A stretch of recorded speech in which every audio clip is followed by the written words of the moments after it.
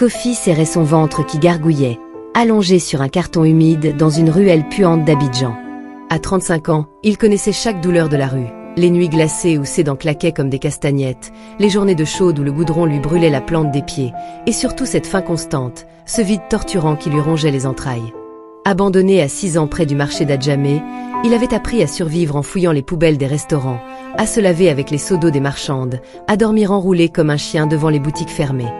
« Et sale gosse, dégage de là !»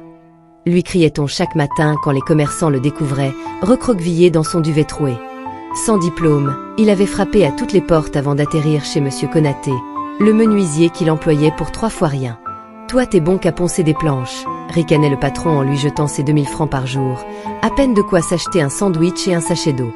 Pourtant, Kofi travaillait comme un forcené, ses mains couvertes d'ampoules, ses poumons encrassés de sueur, fabriquant des meubles que vendaient 5 fois le prix les revendeurs du quartier. « Regarde le roi du contreplaqué », se moquaient les clients bien habillés en le pointant du doigt. Le soir, quand il rentrait chez lui, un recoin derrière l'atelier où il avait empilé des caisses en bois pour se faire un abri, Kofi pleurait en silence. La pluie traversait son toit de fortune, trempant le seul jean qu'il possédait. Les moustiques venaient festoyer sur sa peau moite. Et le pire, personne ne le voyait. Pas comme un homme, mais comme un déchet, une ombre errante qui dérangeait le paysage. Ce matin-là, en se réveillant avec des fourmis dans les jambes et un mal de dos à hurler, Kofi regarda ses mains crevassées, noircies par le bois et la crasse. C'est alors que la Mercedes noire de Konaté s'arrêta devant son carton. « T'as pas honte de vivre comme un animal ?» lui lança le patron en allumant un cigare. L'odeur du tabac cher fit saliver Kofi. « Moi à ta place. » Konaté sourit en sortant une liasse de billets. « Je ferai tout pour m'en sortir. Tout. » Le ventre vide, l'âme en lambeaux, Kofi sentit une larme couler sur sa joue. Il était prêt à tout. Monsieur Konaté reprit. « Écoute petit, je vais te donner un secret. Le seul moyen pour toi de quitter cette vie et de devenir riche rapidement et facilement, c'est de signer un pacte mystique en entrant dans la franc-maçonnerie. »« Quoi ?» s'écria Kofi. « Monte dans la voiture et tais-toi, reprit Monsieur Konaté. Avec la franc-maçonnerie, tu peux devenir riche et obtenir tout ce que tu veux facilement. Suis-moi maintenant, ou reste pauvre à jamais. » Kofi soupira, et après un long moment de réflexion finit par accepter.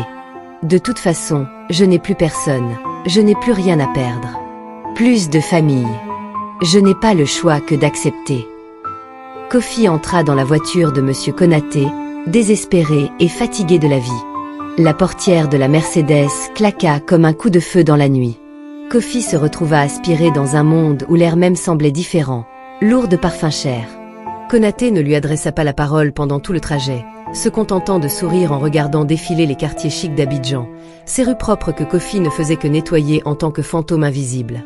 La voiture s'arrêta enfin devant une villa cachée derrière des murs surmontés de barbelés. Pas de lumière, juste une silhouette massive qui les fit entrer sans un mot. L'intérieur sentait le bois précieux, et autre chose. Une odeur métallique qui fit remonter à Kofi des souvenirs d'abattoir.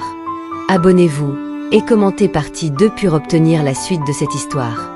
Assieds-toi, petit, gronda Konaté en désignant une chaise en acajou sculpté. Kofi hésita, ses vêtements sales sur ce meuble qui valait sûrement plus que 10 ans de son salaire. Tu veux changer ta vie ? Continua Konaté en allumant une bougie étrange, dont la flamme jaillit bleue avant de virer au rouge sang. Moi je t'offre la clé. Il sortit alors un parchemin jauni couvert de symboles que Kofi ne reconnut pas. Signe ici, et demain matin, tu auras tout ce dont tu as rêvé. Un lit chaud, des repas chauds, le respect. Kofi sentit ses doigts trembler. Je ne sais pas lire. Un rire gras lui répondit.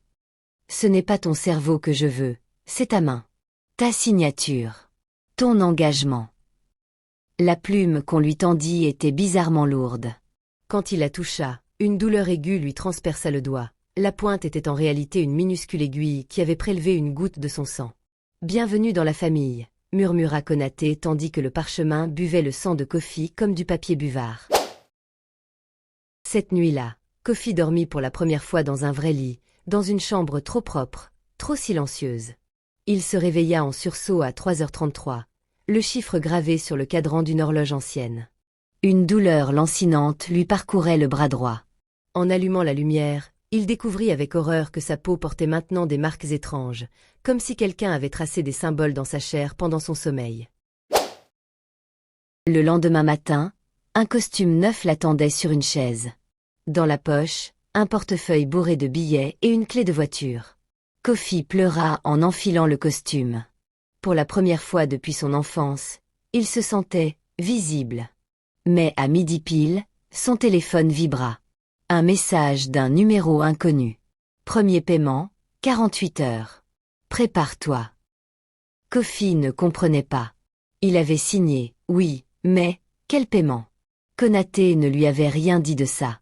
Ce soir-là, en ouvrant la porte de sa nouvelle villa, il trouva Konaté assis dans son salon, un verre de whisky à la main. « Ah, te voilà, sourit-il, montrant des dents trop blanches. Asseyons-nous. Nous avons à parler de ta dette. » Il sortit alors un couteau étrange, dont la lame brillait d'une lueur malsaine. « Tu vois, Kofi, dans notre famille, la richesse a un prix. » Le couteau claqua sur la table en marbre. « C'est le sang. Le tien. Et celui des tiens. » Kofi sentit son cœur s'emballer. « Mais, je n'ai plus de famille. Tu le sais. » Konaté rit, un son qui glaça le sang. Tout le monde a de la famille, petit. Même si c'est juste, un cousin éloigné. Son sourire s'élargit, dévoilant des gencives noirâtres. Trouve. Ou c'est toi qui paieras. Abonnez-vous pour la partie 3.